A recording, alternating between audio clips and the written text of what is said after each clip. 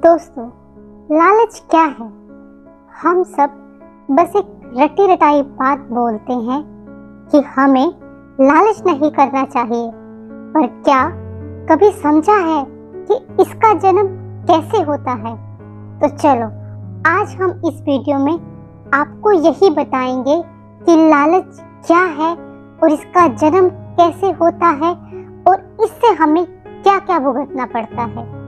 तो सबसे पहले लालच का जन्म उस समय होता है जब कोई चीज आपकी ना होकर आपको उसे लेने की इच्छा जाग जाती है और किसी तरीके से अगर वो आपको मिल जाती है और आप उसे पाकर खुशी महसूस करते हैं, तो समझ लेना कि लालच ने आपके मन में घर बना लिया है। और जैसे जैसे समय बीतता जाएगा, इसकी मजबूती और लालसा बढ़ती जाएगी और धीरे धीरे ये अपने अंदर एक दीमक की तरह चिपक जाएगी। तो इसे समझने के लिए हम आपको एक राजा और एक व्यक्ति की कहानी सुनाते हैं, जिसे देखकर आपको पता लग जाएगा कि एक समय के लालच में एक इंसान क्या क्या गवा देता है। तो चलो, एक राजा अपने लिए समझदार और ईमानदार मंत्री की तलाश कर रहा था। राजा ने कई लोगों से मुलाकात भी की, लेकिन कोई भी व्यक्ति उन्हें मंत्री बनने लायक नहीं लगा। वहीं जब यह बात राज्य के सबसे बुद्धिमान व्यक्ति को पता चली, तो वह फौरन राजमहल चला गया और राजा से मिलकर कहा, मैं इस गांव का सबसे बुद्धिमान व्यक्ति हूँ और मैं आपका मंत्री बनने के लायक हूँ। राजा ने उससे सवाल पूछने शुरू किए। राजा ने पूछा कि इस दुनिया में सबसे काला क्या है? तो वह काफी गहन विचार के बाद बोला, राजा साहब, कलंक। अगर ये किसी को लग गया तो दुनिया की कोई भी ताकत उसे मिटा नहीं सकती। राजा को काफी खुशी हुई कि ये व्यक्ति तो बड़ा ही बुद्धिमान है।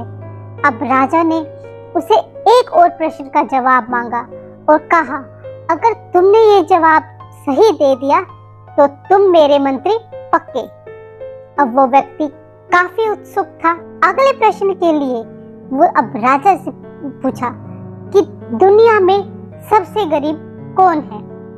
तो वह बोलता है, राजा साहब, इस संसार में सबसे गरीब एक बेटी का बाप होता है, जो अपने सबसे बहुमूल्य चीज यानी अपनी बेटी का दान करना पड़ता है।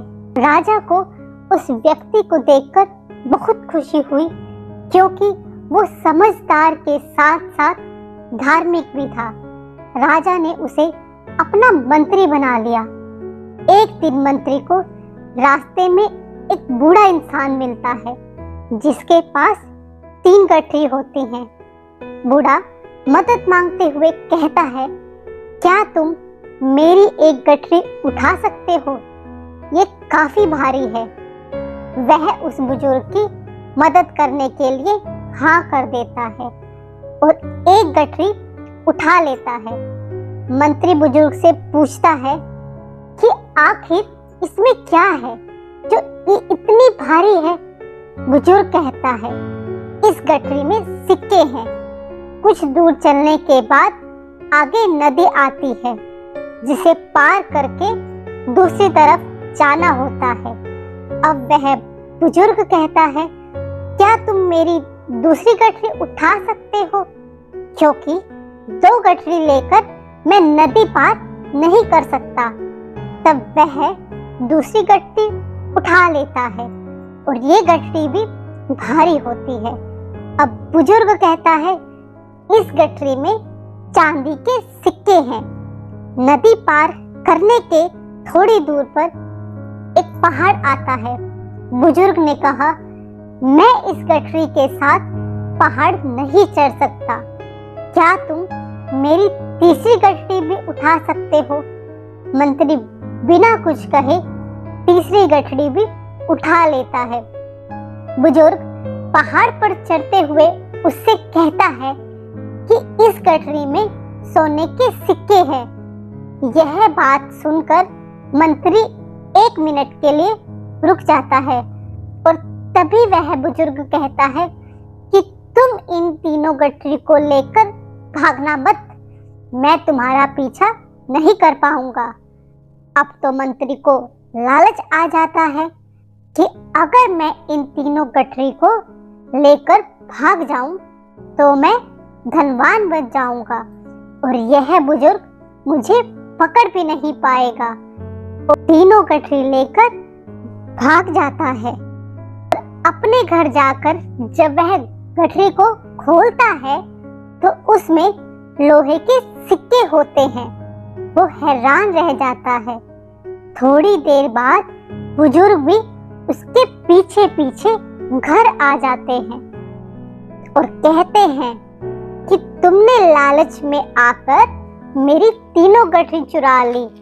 मंत्री गुस्से से कहता है कि तुमने मुझसे झूठ बोला, इसमें कोई सोने चांदी के सिक्के नहीं है, सारा लोहा ही लोहा है। बुजुर्ग हंसते हुए अपने असली वेश में आ जाता है और वह कोई और नहीं बल्कि स्वयं राजा थे।